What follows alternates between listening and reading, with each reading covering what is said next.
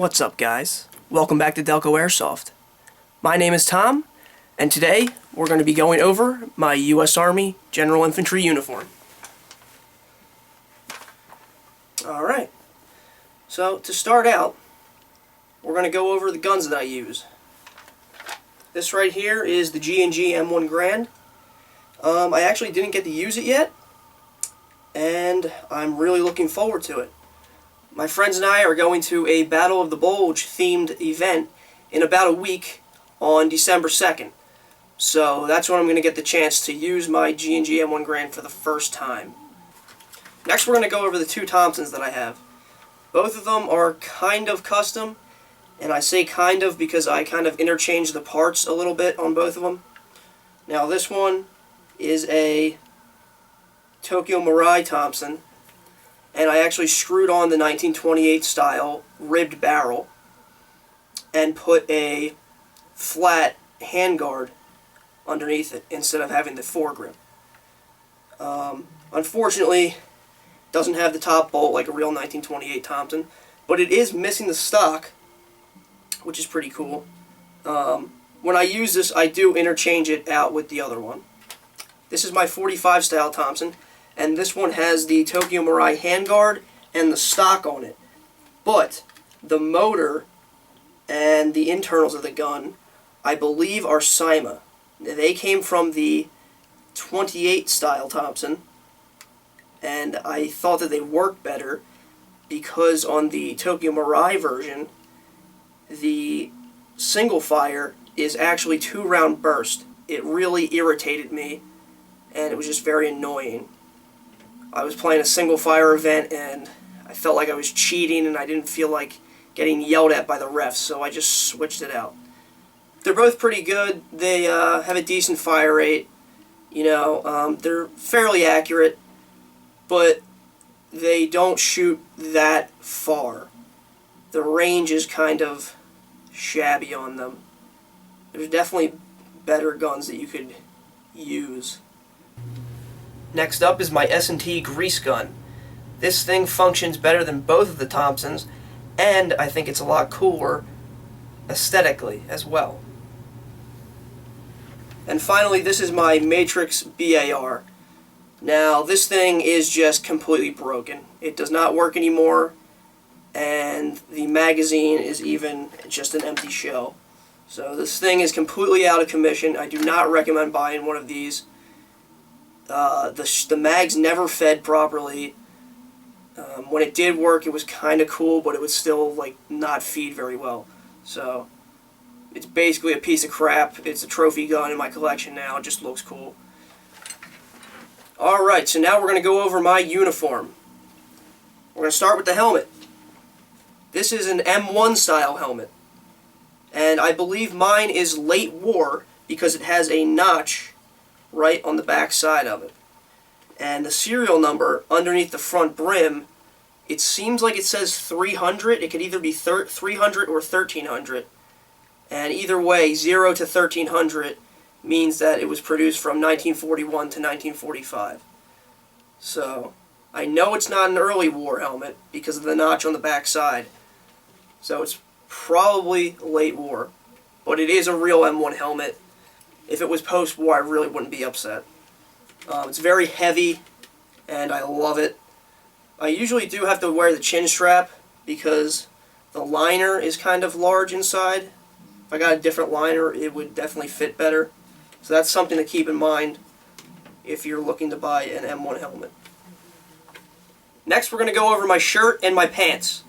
The shirt is an HBT U.S. Army jacket, and HBT actually stands for herringbone twill, which was the type of weave that was used in order to produce the jackets and the pants, because these pants are also HBT pants.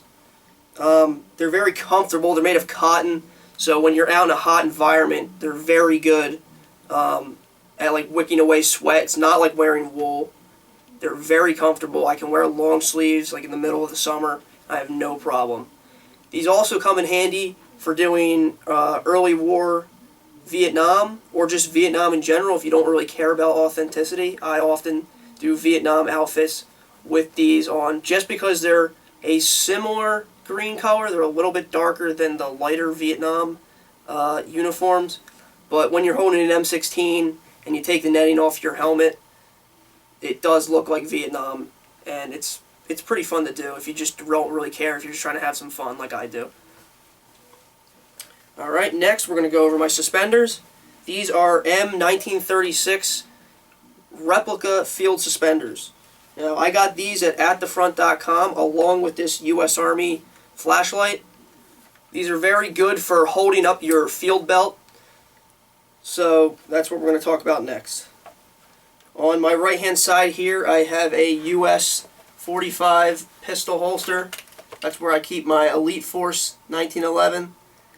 This thing I have had for 8 years now, I believe, and it has not failed. It's still working strong. This thing hurts like a bitch when you get shot by it. And I know that because I shot someone once with this and he screamed so loud that I could hear him from over like 60 yards away. So this definitely comes in handy. And keep in mind that these kind of pistol holsters pretty much will only fit a 45. You may be able to get away with another kind of skinny sidearm similar to a 45, but I wouldn't recommend it because it would just look very silly. On my left hand side here I have my 1945 Metal Canteen. And this one, I definitely know it's real because it has US and 1945 carved into the underside of it. That's closest to my body. It comes in very handy when you're thirsty. I actually filled this up in a creek once in the middle of a paintball game. And I'm telling you what, the water tasted like Deer Park. It was amazing. As for my boots, I have replica 1943 General Infantry field boots. They're semi-comfortable. I think the ones that I have are a little too small, but overall, they're good boots. I don't believe they're waterproof because they are made of leather, and the laces are definitely not waterproof. You can get water in there, so I wouldn't recommend walking through creeks or anything with them, but the ones I have, I got from atthefront.com, just like my suspenders and my flashlight. And they didn't come with soles in them, I don't think, when I bought them. So I had to take sneaker soles and actually put them inside to kind of give myself a little bit of a cushion. So that was the only downside with them, but I wear them all the time. I love them. They're really cool looking because they have the double buckle on them. And they're just overall really good boots. And that concludes this video here on Delco Airsoft. Be sure you stay tuned till mid-December when our next World War II Battle of the Bulge themed video is going to come out. Once again, my name is Tom, and thanks for watching.